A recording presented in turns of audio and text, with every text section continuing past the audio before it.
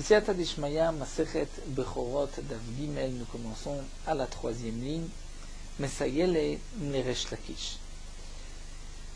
La Gemara nous dit Mesayele Neresh Lakish, c'est-à-dire que le digne que nous avons vu, qu'on va être connaisse, on va imposer une amende au Israël, on va l'obliger à racheter la bête qu'il a vendue, qu'il a donnée aux non-juifs, même s'il doit payer 10 fois le prix de la bête, nous dit la Gemara, ce serait une preuve à cet enseignement de Resh Lakish, d'Amar Resh Lakish a dit, Amocher Be'ema Gasa Le'Oved Kochaviv, celui qui vend une bête, donc du gros bétail à un non-juif, à un idolâtre, Konsin Oto, les Chachamim lui ont imposé ce knas, cette amende, de racheter la bête Adasara Bedamea, même s'il doit payer 10 fois le prix de la bête et que le non-juif n'accepte pas de la rendre.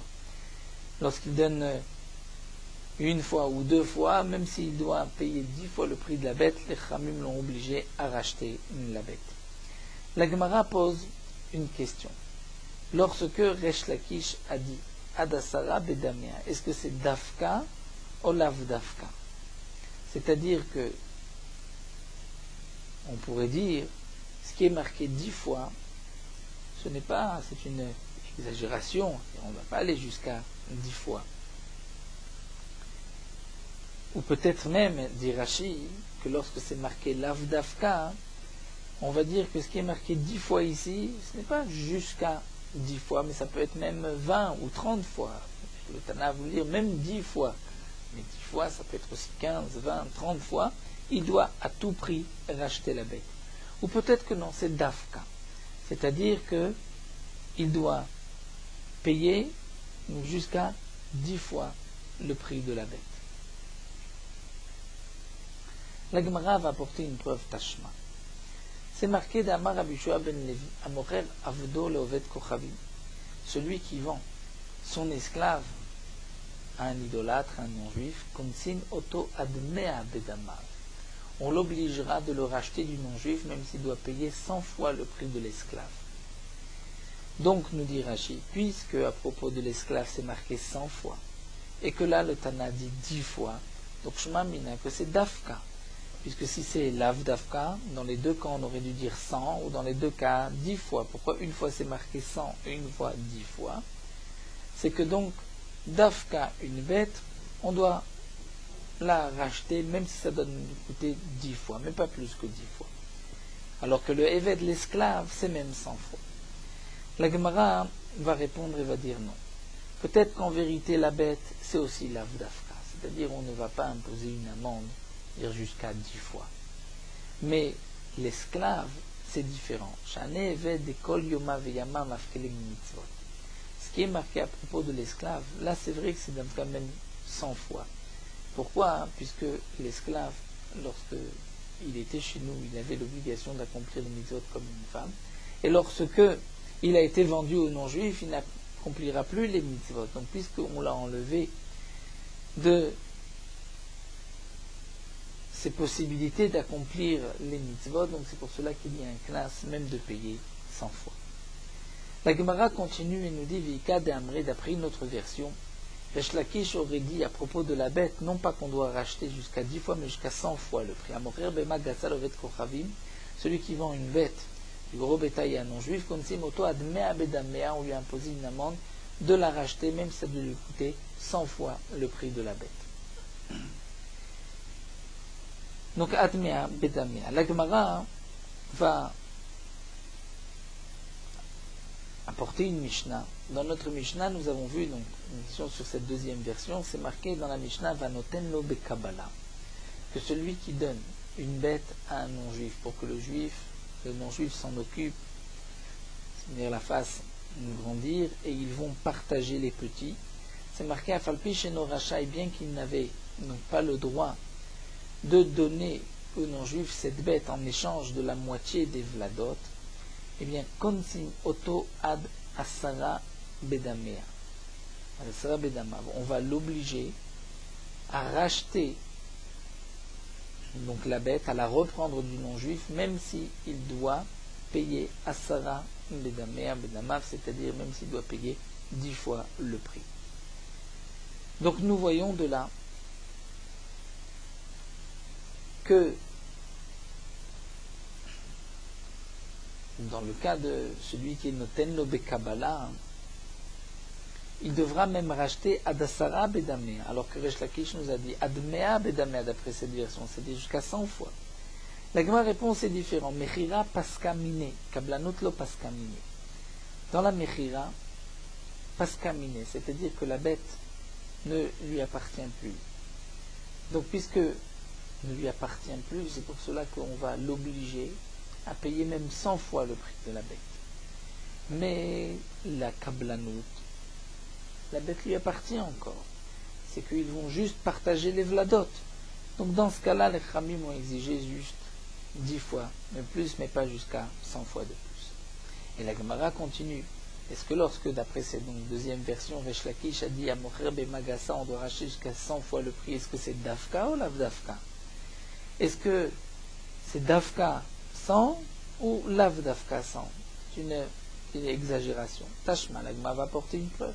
Puisque dans Rabbi Shua ben Levi, Mocher Avdolovet Kochavim Komtzimoto Adasara Bedan, Rabbi Shua ben Levi a dit que celui qui vend son esclave à un non-juif, on va lui imposer une amende, même de le racheter à 10 fois son prix.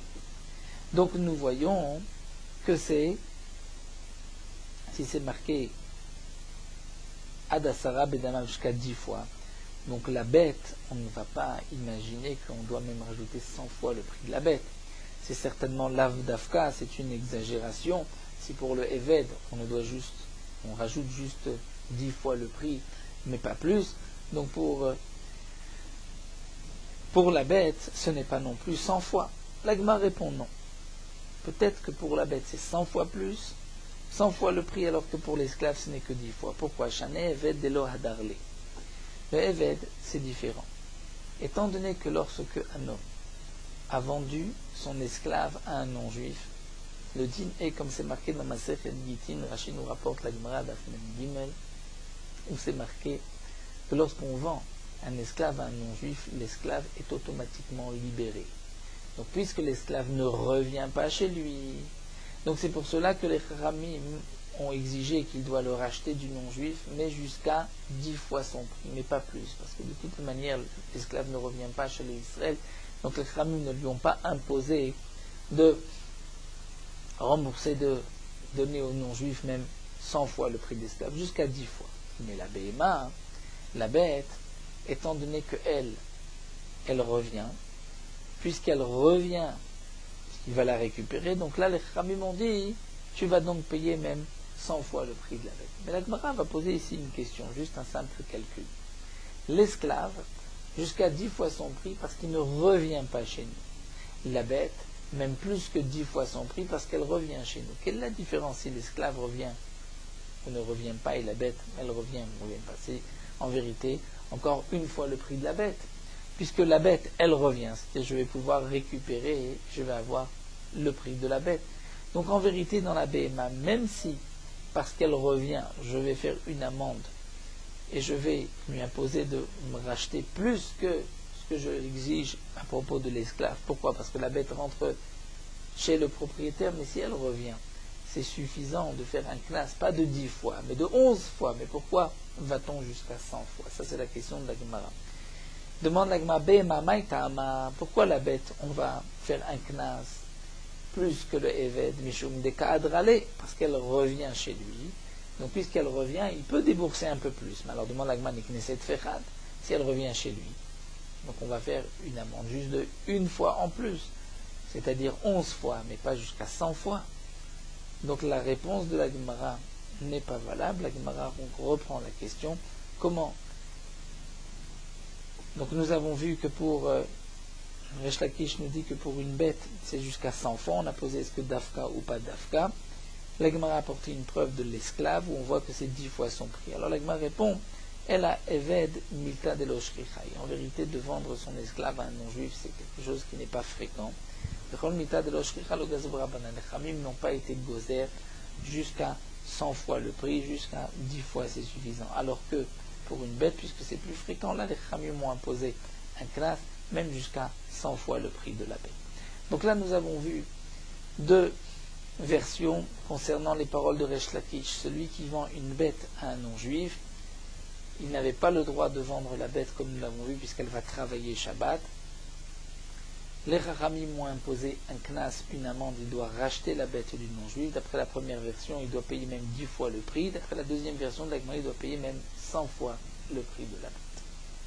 On continue avec l'avis des Chachamim. Chachamim omrim kozman she'ad ha'oved kochavim. Donc la Gemara reprend la braïta qui a été rapportée d'Afbet à Moudbet en bas de la page, concernant celui qui reçoit la bête à Mekabel Bema Mina Oved Kochavim.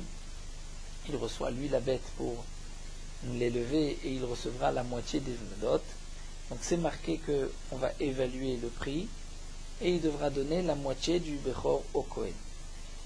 Nous avons vu aussi que celui qui donne sa bête au non-juif, on va lui imposer un knas qui devra racheter la bête même si c'est 10 fois son prix. Et il devra tout donner au Kohen comme nous l'avons expliqué. Et les Chachamim ont marqué dans la Braïta que tant qu'il y a la main du non-juif au milieu, on est dispensé de la Bechora. Donc est-ce que dans l'association, lorsque le non-juif a une partie, est-ce qu'il y a un digne de Bechor ou pas? Donc nous voyons ici que c'est une marloquette entre Rabbi Yehuda et les Chachamim. La Gemara va expliquer à Rabbi Yehoshua, Shneim Mikra Echad Darshu. Chachamim et Rabbi Yehoshua ont été d'Oresh le même passouk. C'est marqué Kol Bechor. Donc le passouk tout entier, c'est Kadesh li Kol Bechor. Tu vas me sanctifier tout Bechor. Rabbanan Savré, les Chachamim pensent, puisque c'est marqué Kadesh li Kol Bechor, et bien sûr la suite du passouk Bechor Bibnei Israël, chez les Bnei Israël. Les Chachamim ont dit, puisque c'est marqué Bechor, cela veut dire Miktsad Bechor Mashma. Quand la Torah dit Kadesh li Kol Bechor, c'est même si la moitié du Bechor seulement t'appartient. Lorsqu'ensuite la Torah dit Kol, Kol Bechor, c'est-à-dire que tout le Bechor doit appartenir. Adi Kakuli. Et si il y a une partie du Bechor qui appartient aux non-juifs, on est dispensé de la Bechor. Avec Rabbi Yehuda, ça va. Rabbi Yehuda dit non, puisque c'est marqué Bechor, cela signifie Kul le Bechor Mashma. C'est-à-dire que tout le Bechor t'appartient. Alors que plus d'après les Chachamim, Bechor, cela signifie même si c'est la moitié qui t'appartient. Rabbi Yehuda dit non, il faut qu'il t'appartienne tout entier. Lorsqu'ensuite la Torah Kol, pour te dire d'affilu Kol Deu. C'est-à-dire qu'au contraire, même si le Bechor t'appartient juste un tout petit peu, tu as un chiyuv de Bechora. Donc d'après les Chachamim, pour qu'il y ait un chiyuv de Bechora, il faut que le Bechor t'appartienne entièrement. Mais pour Rabbi Yehuda, même s'il y a une toute petite partie du Bechor qui t'appartient, il y a une mitzvah de Bechor. La Gemara nous dit, ou bien Ibaetema, on peut aussi expliquer Dekule Alma Bechor Ruba Mashma. D'après tout le monde, on va dire que Bechor, lorsque la Torah dit Kadesh Likol Bechor, c'est un Bechor qui appartient en majorité à Israël. Seulement Mar Savarlin pense que puisque c'est marqué Kol Bechor, le Kol Bechor Mashma Limlouyate, c'est-à-dire pour remplir, pour dire qu'il n'y a de chiyuv que si tout le Bechor t'appartient, ou Mar Savar. Mais les Chachamim pensent au contraire, les gourous et athées. Mar Savar c'est les Chachamim, Kol Mashma Limlouyate, c'est-à-dire il faut que le Bechor t'appartienne entièrement. Et s'il t'appartient entièrement, c'est là qu'il y a un chiyuv Bechor, mais s'il y a la main du non-juif, c'est pas tout. Ou Mar Savar, Rabbi Yehuda dit non, les gourous et athées. Le Kol vient diminuer du Rov et de dire que même si ce n'est pas tout, même si ce n'est pas tout le Bechor qui t'appartient, mais qu'une partie, tu es Chayav. Puisqu'il nous dit Rashi, le Kol peut signifier même un tout petit peu, comme c'est marqué. En Kol Babait. Alors la Gemara continue et demande combien le non-juif doit être propriétaire, quel est le pourcentage de propriété du non-juif dans le Bechor pour qu'on soit dispensé de Bechor. Amar Ravuna Afiloz. Donc Ravuna dit même si l'oreille appartient au non-juif, le premier-né de cette bête sera dispensé de la Bechora. Matkifla Rav Nachman dit pourquoi puisque l'oreille elle peut être coupée, ça ne rend pas la bête ni mévela ni tréfa. Donc on pourrait dire au non-juif, prends ton oreille et va, et puisque le reste appartient aux Israéliens, digne de Bechor. Itmar, la Gemara répond que Rav Chisda explique que signifie la shoutfout, combien doit être la shoutfout du non-juif, Amar Davar Shosé Otonevela, c'est-à-dire que le non-juif doit être propriétaire sur quelque chose que si on enlève cette chose-là, la bête est nevela, comme nous dit Rashi, l'œsophage ou la trachée artère, puisque la vie de la bête dépend de l'œsophage de la trachée artère. Si le non-juif a une propriété de l'œsophage de la trachée artère, c'est là que on est dispensé de Bechora, puisque si le non-juif prend cette part, prend sa part, la bête reste nevela. Rava dit non, d'avoir chaussé ta trefa. C'est-à-dire si le non-juif est propriétaire d'une chose qui peut rendre la bête trefa, comme le pied, minarkuva ou le mal. Bema et kamefligi, quel est leur machloket? Bitrefa chaya, c'est ce qu'une trefa peut vivre. Le man d'amar d'avoir chaussé ta trefa, que ça va trefa ina chaya. Celui qui dit que lorsque le non-juif est propriétaire, même d'une partie qui rend la bête trefa, c'est-à-dire de toute la cuisse, alors dans ce cas-là, effectivement, il pense que ça va trefa enachaya, que la bête trefa ne peut pas vivre. Donc c'est comme si le non-juif est propriétaire, une propriété importante dans la bête. Et donc ça dispense de la bechora. Le mandama de Vachosatanevela, celui qui dit non, c'est seulement s'il est propriétaire dans l'œsophage de la trachée artère, mais si c'est dans une partie du pied, non, parce qu'elle va le trefa chaya, il pense que même si la bête n'a pas ce pied, elle pourra vivre. Donc la propriété du non-juif n'est pas conséquente, n'est pas importante. Donc nous avons ici une machloket. Lorsque un non-juif est propriétaire avec le Israël de la bête est dispensée de Bechora, si elle met au monde un petit. Est-ce que un petit qui sera premier, quel doit être le pourcentage de propriété du non-juif? Donc, on a vu que Ravuna dit même l'oreille, mais Rafrizda dit seulement s'il est propriétaire dans quelque chose qui rendra la bête nevela, donc l'œsophage de trachée artère. Et d'après Rava, même ce qui rend la bête très fin. La Gemara poursuit, nous rapporte qu'à moi, Rabbanan Kamed et Rav Papa, les Khamim m'ont dit devant Rav Papa, Ad Ravuna, Rafrizda, Verava, l'obligé. Cet enseignement que nous avons rapporté plus. Ce que nous dit Ravuna, même si le non-juif est propriétaire de l'oreille. Ce que dit Rafrizda, il est propriétaire d'une partie qui la rendrait nevela. Ce que dit Rava, qui est propriétaire d'une partie qui la rendrait très vaste, ce n'est pas une marloquette. Mais Habo, Abeimo, l'obligé, Abo, Beimo, tout dépend si c'est sur le vlad, ou si c'est sur la mère. Si c'est sur le vlad, le petit, le bechor, même si le non-juif n'est propriétaire que de l'oreille de ce bechor, le petit est dispensé de la bechora. Mais si c'est la mère, c'est là où nous avons donc la marloquette entre Rafrizda et Rava. Est-ce que c'est ce qui la rend nevela ou trefa? Amar et Rav Papa leur a dit à ceux qui, donc ces Khamim qui ont dit qu'il n'y a pas de marloquette, Rav Papa a dit mais maïchenabo. Quelle est la différence? Si vous faites une différence entre le cas où le non-juif est propriétaire dans le Bechor ou s'il est propriétaire dans la mer, quelle différence? Maïchenabo. Pourquoi vous faites une différence? Vous dites que si c'est le Bechor lui-même, même si ce n'est que l'oreille, il est dispensé de Bechora, parce que vous êtes d'oreille de Bainan Kol Bechor. La Torah a dit, Kol Bechor, donc il faut que tout le Bechor appartienne au Israël. S'il n'y a que l'oreille au non-juif, il est aussi dispensé de Bechor. Et donc si la Torah exige Kol Bechor Veleka, il faut que ce soit entièrement un Bechor, et il n'est pas, si le non-juif a juste l'oreille. Alors il m'en a même si c'est la mère, puisque la Torah dit Bainan, il faut Kol Miknecha Tizachar, c'est-à-dire que tout ton bétail Tizachar, dès qu'il va avoir un petit, un premier Peter Shor Vassé, donc il faut que ce soit Kol Miknecha, qu'il t'appartienne entièrement, donc que la mère t'appartienne entièrement.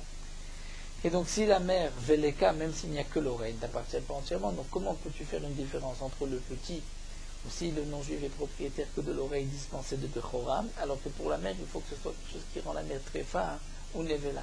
Elle a l'oishena, donc la papa dit qu'il n'y a pas de différence. C'est-à-dire que la marloquette, ce que pense Ravuna, que même si le non-juif est propriétaire d'une oreille, on est dispensé de la Bechora, peu importe si c'est l'oreille de la mère ou l'oreille du Bechor. Matkifla Marbaravashi pose la question et demande, donc Rashi explique, il pose la question sur tout le monde, sur Ravuna, sur Afrida, sur Rava, il pose la question Maïshena Minefali. Quelle est la différence avec un Nefel? Nefel, c'est un petit qui est mort. La Falgab de l'Ebn Chimutaninu Kaché, même s'il ne peut pas vivre, il a la Kedusha de Bechor. Tamarma, comme on a enseigné, ce qui est marqué dans le Pasuk, Vechol Peter Sheger Behema, de là on apprend que le premier-né, Shegar Babehema, il habitait dans la bête, même si c'est un Nefel, il avait un digne de Bechor.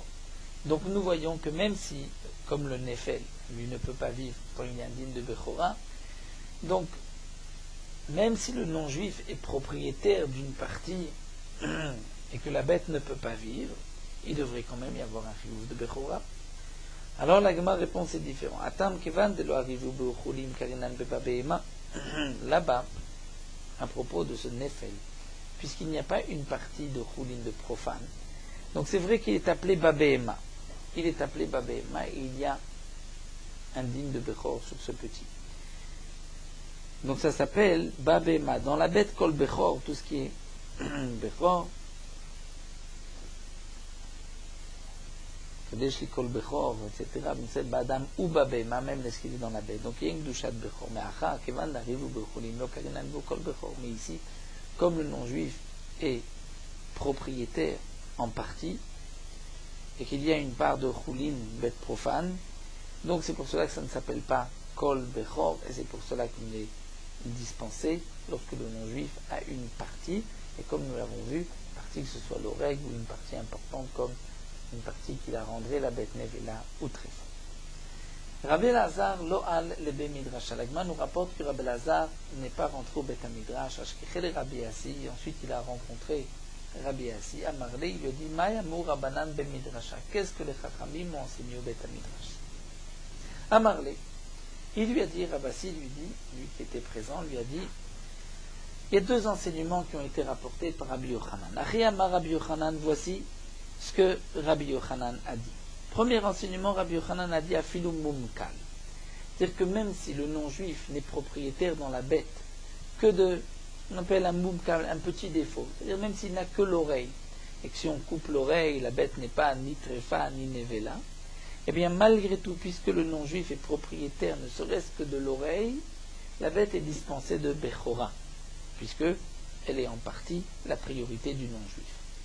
Autre enseignement, Ve'od, on pourrait lire d'après Shita Mekubetset, ou Va'adetnan, ce qui est marqué, que Rachel, Shialda min Ez, Ve'ez Shialda min Rachel, si la brebis met au monde un petit chevreau qui ressemble au petit de la chèvre, ou bien Ez, une chèvre, Shialda min Rachel, met au monde un petit agneau qui ressemble au mouton, à la brebis, eh bien, Ptura mina Bechora, il est dispensé de la Bechora, par ce changement, le petit n'est pas Bechor. Mais s'il y a une partie des simanim qui se ressemblent, là, il y a un chiyuv. Et Rabbi Yochanan a dit sur cela que signifie chayav ici, c'est mum kavu avelishchot alav. C'est-à-dire que malgré tout, puisqu'il y a une ressemblance avec une autre espèce, c'est considéré comme un vrai défaut. Et donc le Bechor qui normalement, lorsque c'est un premier-né sans défaut, on l'égorge au Beth Amikdash, là il a un moum qu'avant on ne l'égorgera pas au Beth Amikdash, mais on le donnera au Kohen. Mais il faudra donc le donner au Kohen. On ne l'égorgera pas sur le Mizbeach, mais on va le donner au Kohen. Alors la Gemara va poursuivre et expliquer donc deux enseignements de Rabbi Yochanan. Encore Bishlama Mumkal, le premier enseignement, que si le non-juif est propriétaire, ne serait-ce que de l'oreille, il est dispensé de Bechora, Kamash Malan Kede Ravuna. On comprend, Rabbi Yochanan nous enseignait comme ce que nous avons vu au nom de Ravuna, et on exclut l'opinion de Rafrizda et de Rava. Elle a mais mum kavua. Ce que Rabbi Yochanan a dit que lorsque la bête ne ressemble pas à sa mère, c'est un mum kavua, un vrai mum fixe. Maïkamash Malan, quel est le chidouche de nous dire de Kevan d'Ishtane avec les moumars, que puisqu'il n'a pas l'apparence de sa mère, il est différent, c'est un moum, un défaut. Mais ça, je le sais déjà, Tanina.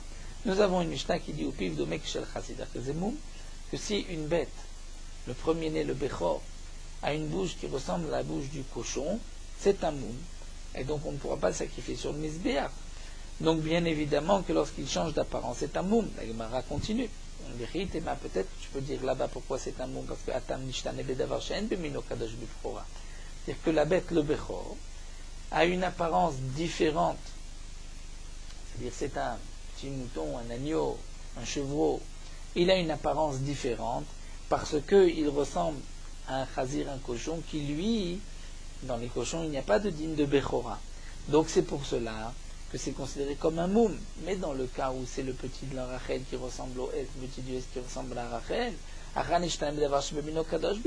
vrai qu'il y a eu un changement Mais en vérité, peu importe ce changement, puisque s'il ressemble à sa mère, il est chayav, et même s'il ressemble à un hez, à un chevreau, à une gèvre, il est aussi chayav, puisque dans les deux espèces, il y a un chiyuv de Bechora. Donc c'est pour cela, tu voudrais nous dire que Rabbi Yochanan nous enseigne que c'est un moum kavua. Ça aussi, Anametanina, nous l'avons enseigné, Eno achat gedola, achat ktana.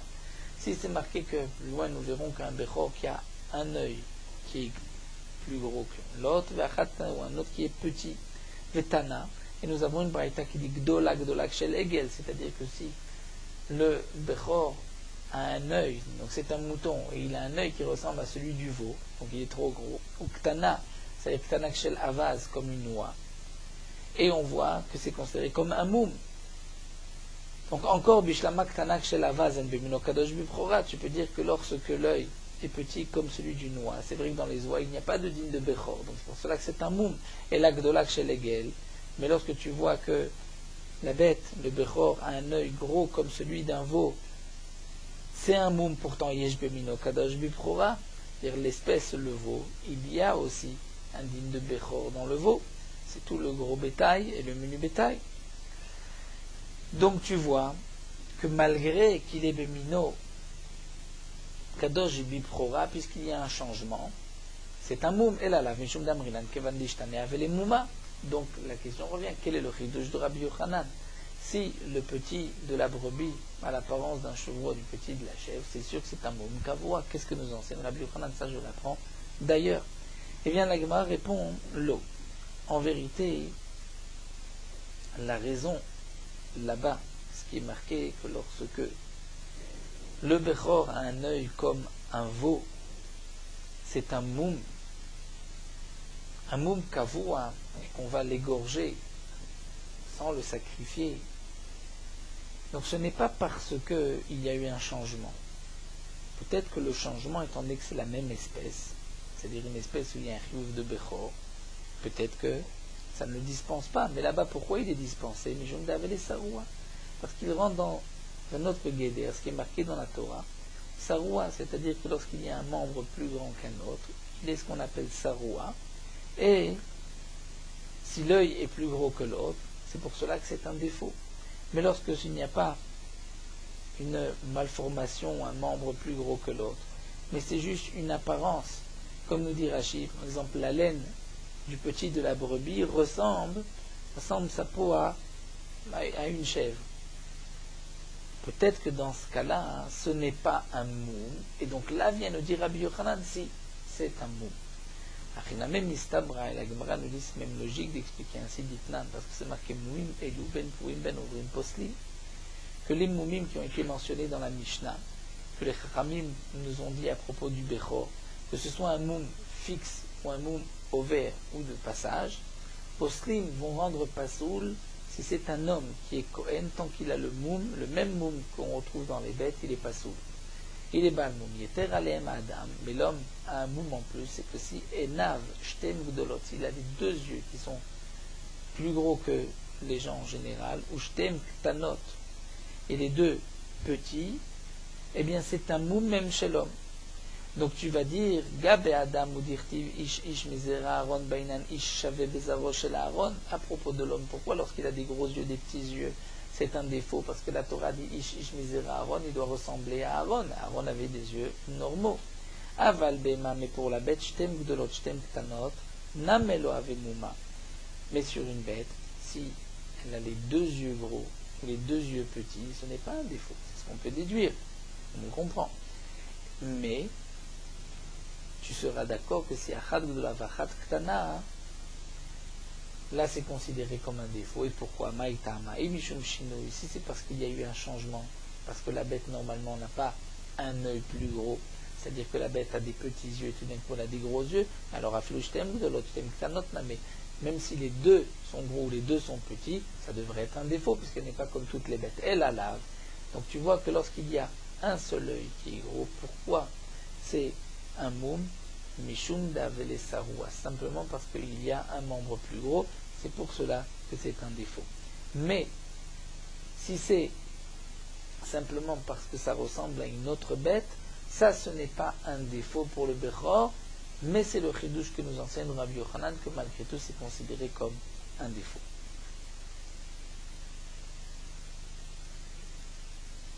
Alors la Gemara répond non. Léola mimalecha, je te dirai, ce n'est pas une preuve. Qu'en vérité, c'est mishum shinouï. Pourquoi c'est considéré comme un moum? Parce qu'il y a eu un changement. Shinouï, have mouma, et que le shinouï, le changement, c'est un moum. Et les kakasha lecha, la question que tu te poses, mais alors si c'est un moum parce qu'il y a un œil qui est plus gros, alors afilou shtem, même si les deux yeux, c'est aussi un changement, je te répondrai non. Atam imachmat briuta yetera, là-bas je te dirai que si c'est parce que, lorsque tu vois un gros œil, tu vas dire que la bête est en bonne santé, alors en vérité, tarvayu baïlemivré, elle devrait avoir les deux yeux gros. Ou alors si tu dis qu'il y a un œil petit, imachmat kirchichuta, c'est parce que la bête s'est affaiblie, kirchuta yetera, particulièrement faible, alors tarvayu baïlemivré, les deux yeux devraient être petits. Si tu vois qu'il y a un petit et un grand, donc c'est la preuve que c'est un chinouille. Lorsqu'il y a deux, ce n'est pas un chinouille, c'est que la bête est en pleine forme. Ou deux petits, c'est que la bête est particulièrement faible. Un grand, un petit, c'est là qu'il y a un chinouille. Donc la Gemara veut juste refuter. On a voulu apporter une preuve que c'est bien parce que c'est Sarwa. Non, ce n'est pas une preuve. Peut-être que la raison là-bas, c'est parce qu'il y a eu un changement. Mais en tout cas, ce que la Gemara veut maintenir, c'est que le chidouche de Rabbi Yochanan, c'est que lorsqu'il y a un changement, c'est considéré aussi comme un moum kavua. Donc est-ce qu'on pouvait l'apprendre d'ailleurs ou pas? Ça c'est ce que la Gemara a discuté. Et donc Rabbi Yochanan nous a enseigné deux chidushim. Premier chidush, c'est que si le non-juif est propriétaire, ne serait-ce que de l'oreille d'un béchor, il le dispense de la béchora. Deuxième point, que si c'est une brebis qui nous montre un petit qui ressemble à un chevreau au petit de la chèvre, ou inversement, eh bien ce changement est suffisant pour que ce soit un moum kavua, c'est-à-dire un moum, un défaut fixe, et on ne pourra plus sacrifier la bête, on la donnera au Kohen qui la mangera en dehors du Beth Amikdash. La Gemara continue et nous rapporte ici le cas suivant, cette histoire à Higiyurta, il y avait une convertie qui avait des frères qui étaient des non-juifs. Dehavu masrin la achi, ses frères lui donnaient chiyuta, des bêtes, les ptouma, donc une bête pour l'engraisser. C'était donc une Kabbalah, comme nous l'avons vu. Et en échange de son travail, cette guillourette, cette femme, recevait la moitié des vladot des petits.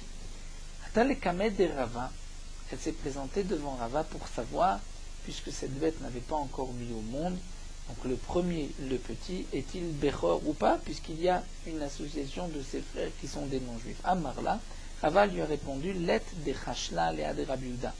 C'est-à-dire, il n'y a personne qui tient compte de cet enseignement de Rabbi Yehuda d'Amar Shutfut Ovet Kochavim Chayevet, qui a dit que l'association avec un non-juif nous rend malgré tout Chayav Bechora du Bechor, donc on a halakha n'est pas comme Rabbi Yehuda, on ne tient pas compte de cet enseignement de Rabbi Yehuda, et donc puisqu'il y a là une association dans le petit avec donc les frères de cette gueule qui sont des non-juifs, ce Bechor, le petit, est dispensé de la Bechora. La Gemara nous rapporte aussi que Rav Mari bar Rachel, Rav Mari, le fils de Rachel. Rav Mari bar Rachel, il est appelé ainsi, comme Rachid explique dans plusieurs endroits, puisque Rachel c'était la fille de Shmuel qui avait été prise en captivité.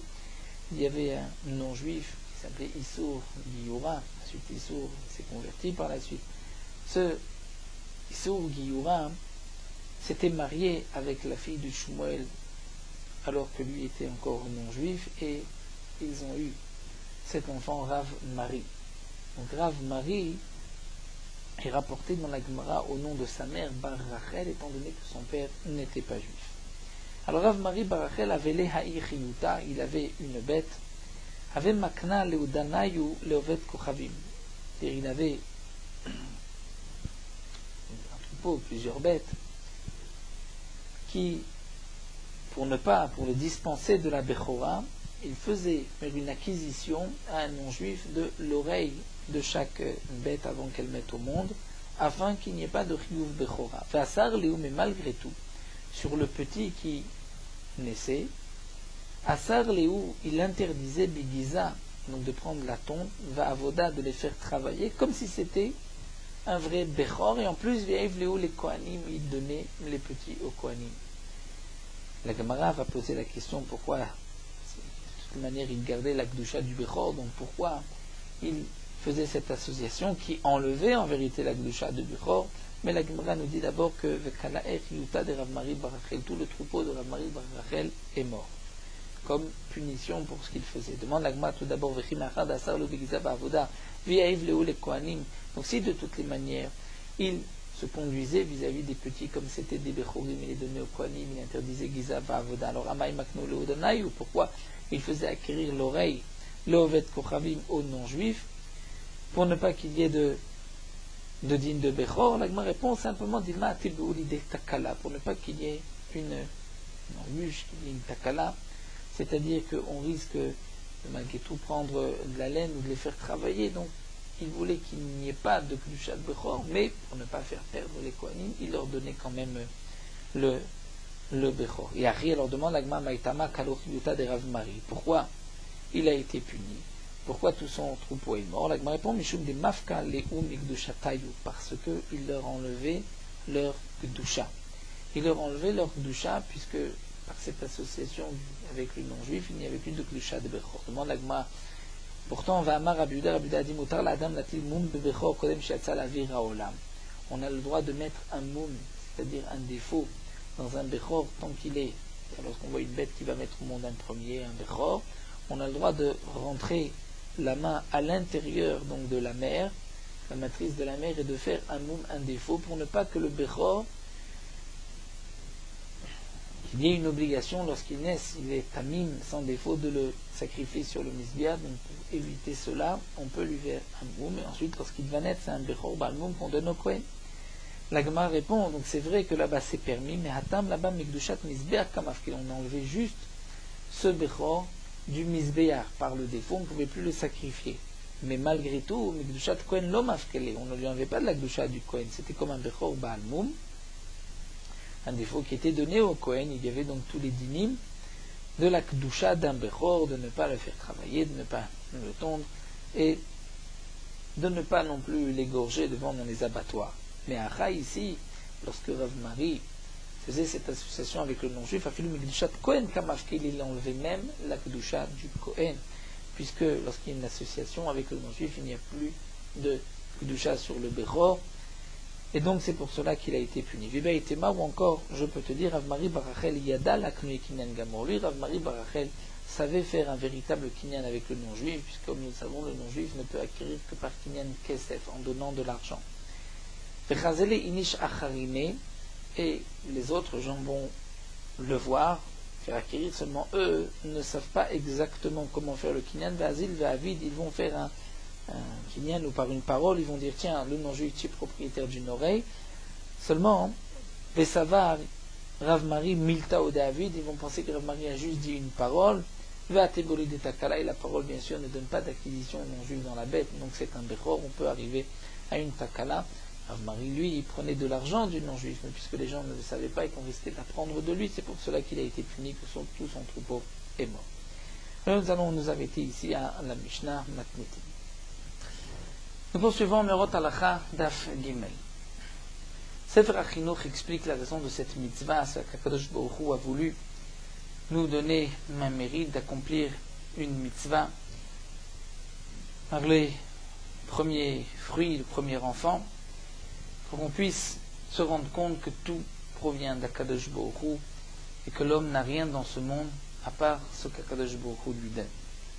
Et donc l'homme comprendra cela et qu'il s'est fatigué dans ce monde-ci pour arriver à avoir donc un fruit qui est son enfant, même comme la prunelle de ses yeux. Si tu dois le donner à Akadosh Baruch Hu, donc il perd même ce précieux bien qu'il vient de recevoir. Et de plus, pour se souvenir du miracle qu'Akadosh Baruch Hu a fait aux premiers-nés égyptiens, Akadosh Baruch Hu les a tués et nous a sauvés de leurs mains. Donc Akadosh Baruch Hu nous a demandé de racheter notre premier-né. Lorsqu'un homme rachète son fils, à ce moment-là, il y a aussi dans le ciel Rachamim, la miséricorde, qui met son éveil pour racheter et pour libérer le peuple d'Israël. Le Knesset Israël demande à Kadosh Baruch Hu puisque tu nous as appelés bénis, Bechori, mon premier-né d'Israël. Nous sommes tes enfants, tu es notre Père. Et il y a 5 obligations que le Père a vis-à-vis de son Fils. Entre autres, c'est de racheter son Fils depuis Dionaben. Donc on demande à Kadosh Baruch Hu de nous racheter de parmi les nations. C'est ce qui est rapporté de nous dans le Zohar.